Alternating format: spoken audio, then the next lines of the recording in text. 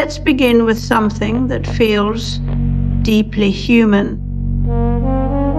The soft hiss of a vinyl record or the grainy texture of a film reel. These were once defects, flaws in mechanical reproduction. But over time, they became more than just background noise. They told stories. VHS tracking errors and dust on celluloid weren't just imperfections. They were proof of something real. A hand that handled it. A space where it lived. Film grain or tape hiss made media feel like they had been somewhere before we saw them. But here's the twist. As we move deeper into digital, these imperfections are no longer natural. They're manufactured. Software now mimics film grain, and vinyl crackle with pixel, perfect control, simulated flaws that never existed in reality. The human touch is replaced by algorithms programmed to imitate it. And yet, we still fall for the illusion. We buy into it as if authenticity had a barcode. In doing so, we've turned what was once a rare sign of life into something that can be infinitely replicated.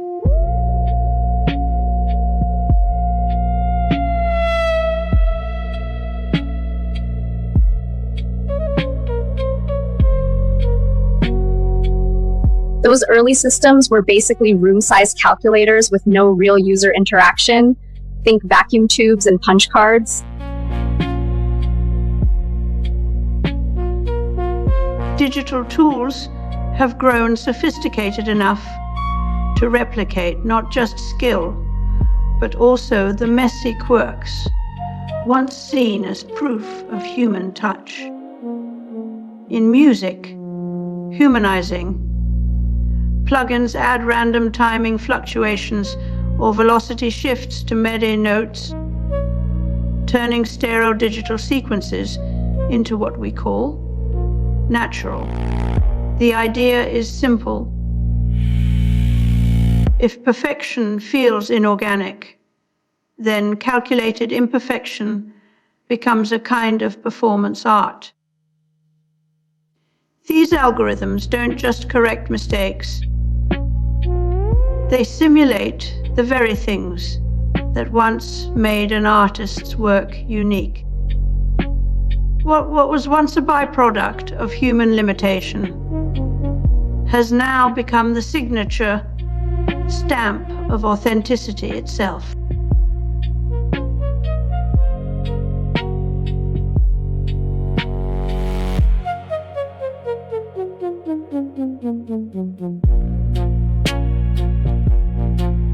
As to the latest generation model Mythos, and we had no backup.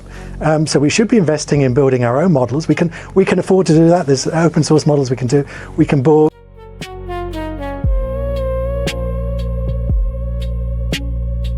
Mechanical pulp gives paper the porous-like characteristics that enable it to absorb ink on high-speed newspaper presses.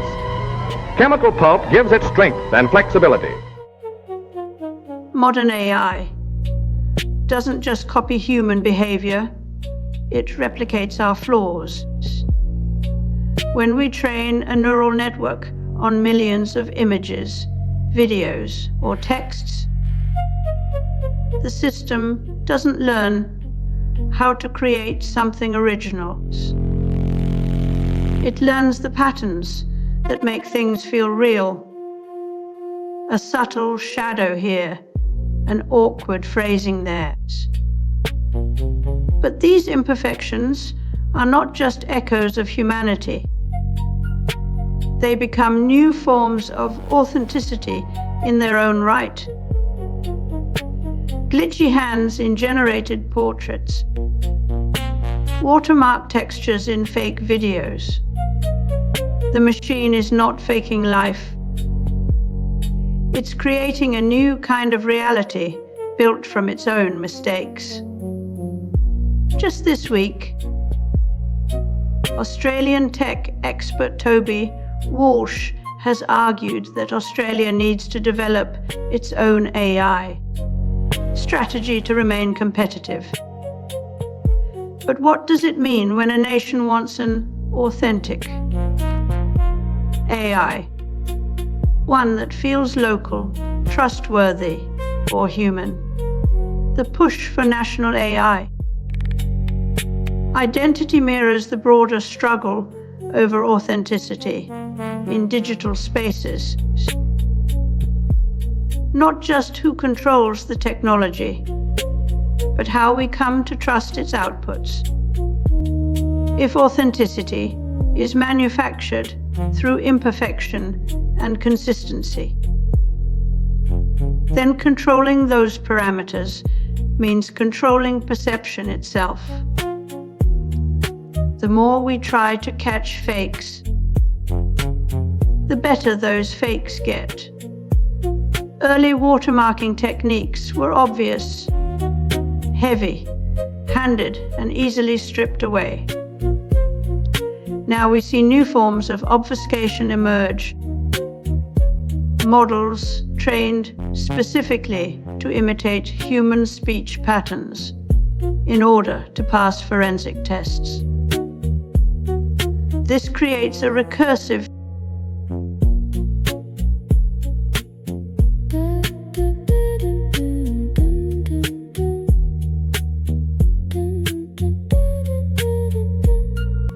Roland Barthes once argued that a photograph contains an inherent truth through its mechanical reproduction. What he called that has been the image, fixed in time, carried undeniable evidence of existence. But this certainty is now undermined by AI'd, generated visuals indistinguishable from reality. What was once the analog plenitude of denotation has become algorithmic mimicry. We can no longer trust the photograph to hold a truth that transcends its maker, because the maker could be an algorithm. Neil Postman, in Technopoly, warned that technology does more than change tools. It redefines the very meaning of words. Take memory. For example, once a biological process, now outsourced to cloud storage and algorithmic retrieval systems. Or truth, no longer bound by facts, but shaped by what is optimized for engagement and attention. Language evolves, not through cultural reflection, but under pressure from machine imperatives. We are not just using technology, we're letting it redefine our reality.